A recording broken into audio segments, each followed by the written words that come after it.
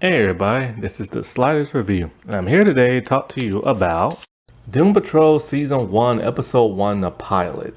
So, I am a huge Doom Patrol fan, except for the third season. I think the third season just missed that mark. It was a little too silly and made no sense.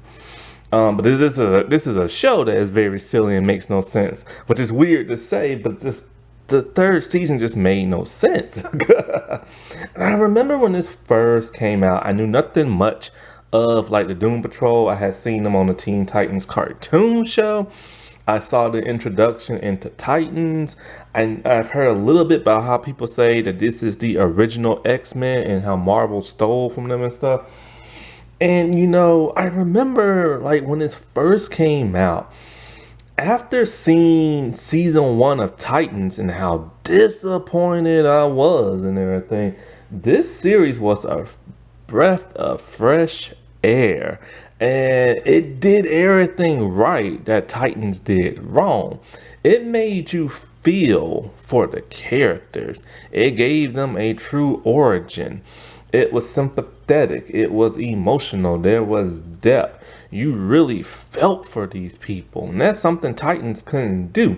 Titans was just all about, let's be dark and gritty and all this other crap. And, it's quite a shame and stuff like that. So I remember just being very thrilled with this pilot episode and the rest of the season. But then it got a little confusing towards the end.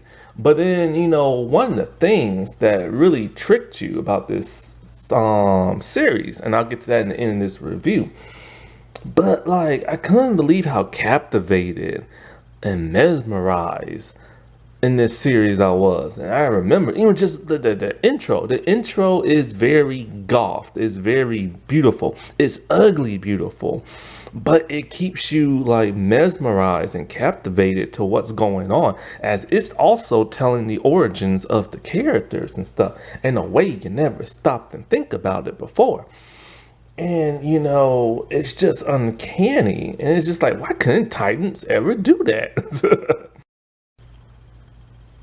And the performances from the actors and actresses in the show was done so well. It's kind of they made you feel like they really were those characters. And this is why people love this show so much, and people feel so conflicted with that of Titans. Titans was just very confusing. Titans didn't even feel like Titans. The characters didn't even feel from the comics or even the cartoon series and stuff. And they were just, so when this came out, people was just thrilled and everything. And so it revolves around a group of people. But before we get into them, it starts off with a man, this strange man who's narrating the entire thing. We're not quite sure if he's really narrating, but he is. And so I like that about season 1. I like how they had narrations and stuff like that. I miss when TV shows do that. They'll start doing that in the first season. By the second season, they stop. Lots of shows have done that. Fresh Off the Boat, Nancy Drew, and it really sucks when they stop that. But this man is going into a laboratory and he's about to be experimented on by these German people. And there's a donkey in there. Don't know why there was a donkey in there, but there's a donkey in there. He's being experimented and his whole body just breaks apart. So we don't know what's really going on. Unless, of course, you're a comic book fan, which I've never read that comic, so I didn't know what the world was going on. And so, we get introduced to all the characters, but we get introduced to one, Cliff, played by Brandon Fraser. And I was like, oh, wow, Brandon Fraser. I hadn't seen this dude in a million years. What happened to him? And so, we get to see his backstory. And he has this beautiful, gorgeous mansion, an amazing wife and everything. He has a little kid, and he's banging the babysitter, the nanny, of all things. And so he's a race car driver, and him and his wife are having a couple of problems. And so he's driving, but he's distracted. His wife has revealed she's been having an affair. The one dude denies it, but his wife confirms it and stuff. And then we see this car hurling towards him. He's about to get into a car wreck. After that, he wakes up and it's weird. Like we see the person experiment on him. Niles Carter. I forget his last name. Niles Carter, something like that. And so Niles is experimenting on him and telling him to, like, can you move like your head? Can you nod? Can you do stuff like that? And it's kind of like when you're looking, you kind of like, hey, something feels weird. It doesn't look like he's looking at him like a normal person. It's almost like he's looking at him through a screen and everything. And so as he's like doing that, we start to find out more when he looks at the calendar. See, it's always in a different time period. When the man in the donkey, that was in the 40s, and then in the race car stuff and Cliff, that was in the 80s. But now Cliff looks at like a calendar, and when he looks at that calendar, you can hear like a zoom in noise, and so like, oh, this must be from the intro.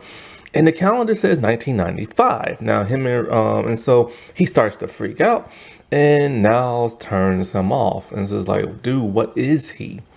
So then Rita comes in and we get introduced to Rita and stuff.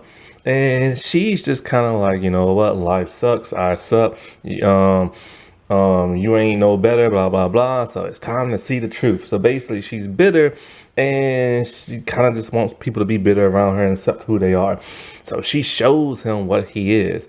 He is a robot man and he freaks out and she turns him off.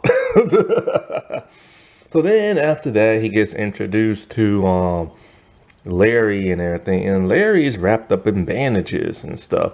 We don't know why, and they're trying to help him walk and everything. And so like he's having a hard time trying to walk up the steps, and he just can't do it. But he's seeing images of his little daughter, so his memories are starting to flood back in. And we find out that it wasn't the car crash from the race car thing that happened.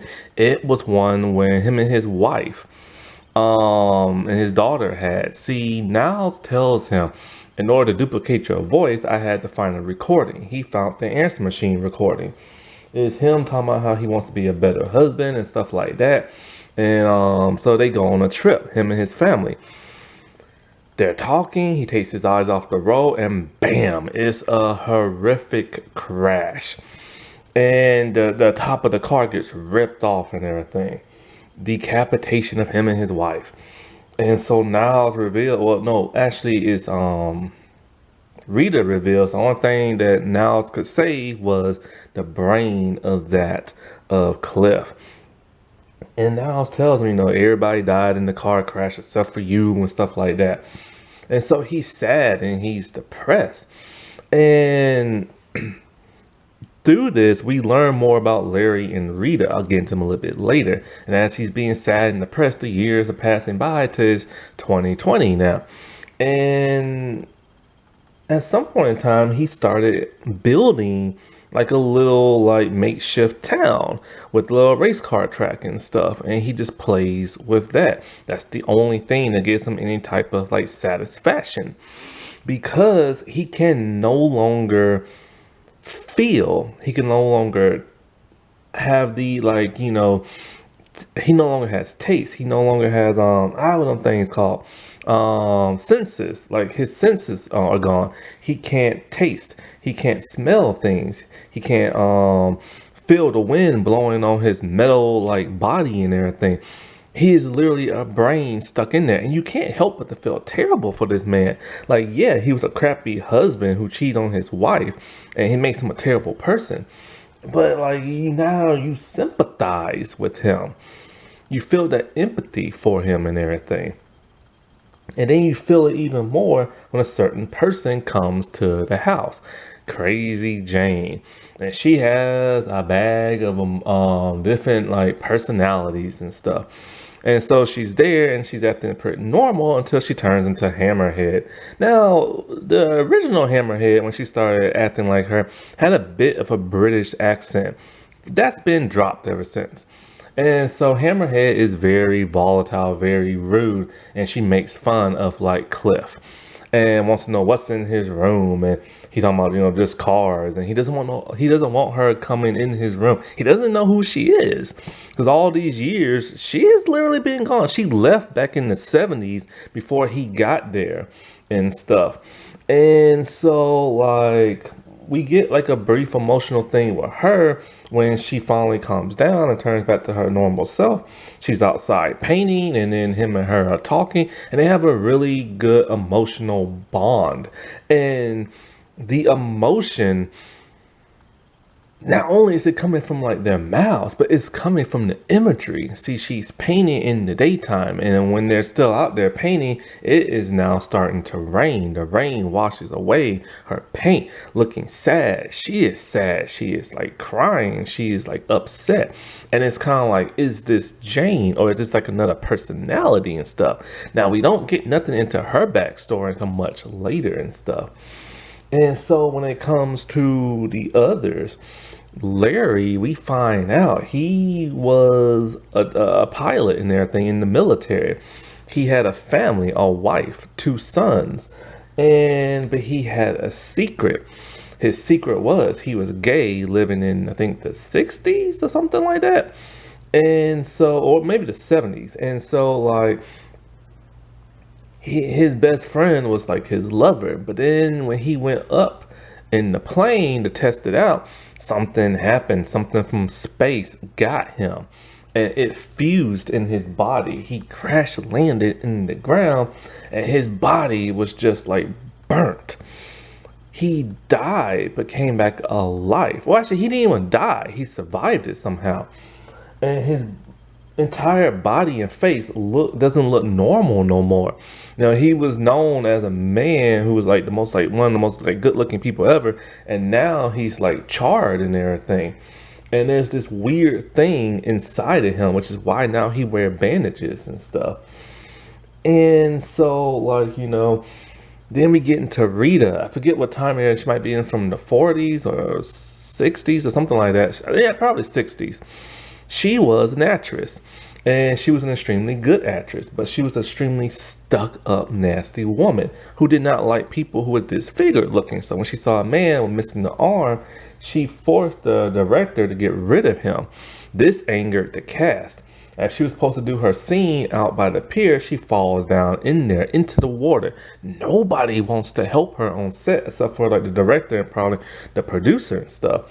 And he makes everybody help her, but it's too late. She's trying to crawl her way from the water, and she pulls back a rock, and there's this weird green mist that goes in her mouth. When she's back on surface, she's talking to the people. We cannot see her face, and everybody looks horrified, and she wants to know what's wrong with her. Her face is melting. Her leg is melting. She has now become disfigured herself. It was karma. And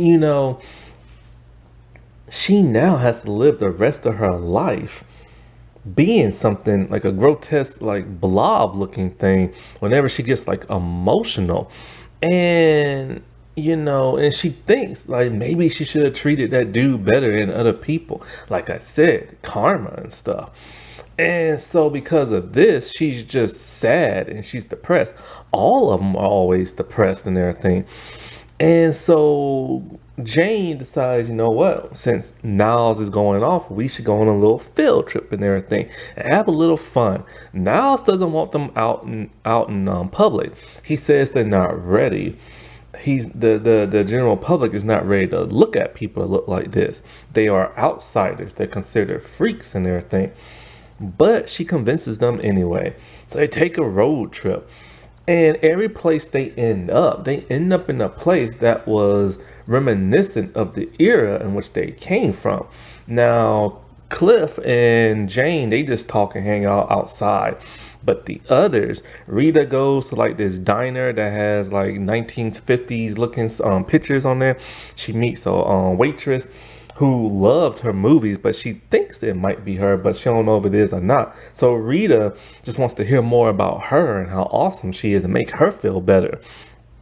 Until the woman starts to tell her that her dad said that Rita was like a porn star and everything. This upsets her the way she can't hold her shape. She can't hold her form. And so she turns into a giant blob that's busting through like the diner and trying to take over the city and stuff. She's not trying to like take over the city, but that's what it looks like and stuff. And as for Larry, he's in the bar. He's just wants a beer. Not sure how he's gonna drink it.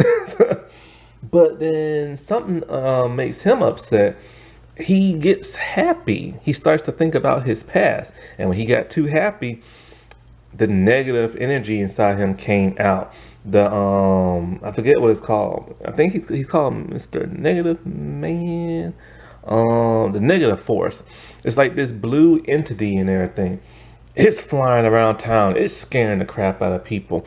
Rita's scaring the crap out of people. Cliff and Jane are approached by cops when they have an argument because Jane tells him the truth. His daughter is alive and Niles has been lying to him. And so she says there's 3 women with the name of your daughter and she's gonna look it up on the phone, but he gets upset. This brings the cops. Jane turns into Hammerhead and she is pissed. When Cliff sees what Rita has become, he goes and he stops her and everything by lifting up like the ground and making it into a barrier. When she goes over like the barrier, so sad and lumpy, she tells him she just wants to go home in the saddest way ever. And it's heartbreaking, you know? And so they all go home and Niles is furious because he now knows what happened. And he tells them he has enemies, people that will come after him, people that will head for the mansion. They have to flee. Cliff is the only one who wants to stay and protect the town, but everybody else goes and flee. So it's just him, the lone robotic wolf. And he goes into the middle of downtown waiting to confront who knows what. He don't know, but he's going to confront it. The others, you know, Jane is kind of like, you know, we should go back and help him out. They all agree, but they're reluctant at first. So they head back and, you know, they find him somehow. And then they all just stand there waiting to take on whatever. And then they see a donkey. A donkey. And he farts, green fart. And it makes words come in the air. And this should have been the indication that this show tricked us. See, we thought it was this dramatic, emotional thing. It's that, but a wacky, wacky, wacky show. And then he shows up, Mr. Nobody, in the back of the bus talking to Niles. And so it doesn't introduce Cyborg just yet. That's for the rest. And that's for the rest of what this series is going to be about. Well, I already talked about that in season 3. This show tricks you and always thinking they're going to be superheroes like the comics, but they don't and everything. And, you know, they got us. They got us. Hopefully season 4, they'll become heroes. Alrighty. Well, I'll talk to y'all later. Bye.